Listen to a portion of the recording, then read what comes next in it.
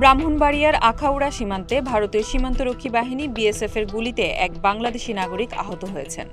ব্রাহ্মণবাড়িয়ার একটি হাসপাতালে তিনি চিকিৎসাধীন রয়েছেন বলে জানা গেছে। বর্ডার গার্ড বাংলাদেশ বিজিবির ৬০ ব্যাটালিয়নের অধিনায়ক লেফটেন্যান্ট কর্নেল জিয়াউর রহমান এ তথ্য নিশ্চিত করেছেন। শুক্রবার বেলা ১১টা থেকে ১১:৩০টার দিকে ওই ব্যক্তি নদী পার হচ্ছিলেন। দুই দেশের সীমান্ত পিলার থেকে আনুমানিক ১০০ গজ ভারতের অভ্যন্তরে বিএসএফের টহল দলের সদস্যরা বাংলাদেশি নাগরিক আসাদুলকে লক্ষ্য করে ৩টি ছোড়া গুলি ছোড়েন। এতে তিনি আহত হন। স্থানীয় লোকজন তাকে উদ্ধার করে ব্রাহ্মণবাড়িয়ার একটি বেসরকারি হাসপাতালে নিয়ে যান। লেফটেন্যান্ট কর্নেল জিয়াউর রহমান বলেন, শুক্রবার বিকেল ৫:৩০টার দিকে আখাউড়া কর্নেল বাজার বিওপি সীমান্তে দুই দেশের পতাকা বৈঠক অনুষ্ঠিত হয়। সেখানে বিষয়টি নিয়ে আলোচনা হয়েছে। তবে ঘটনাটি জয়নগরে ঘটেছে।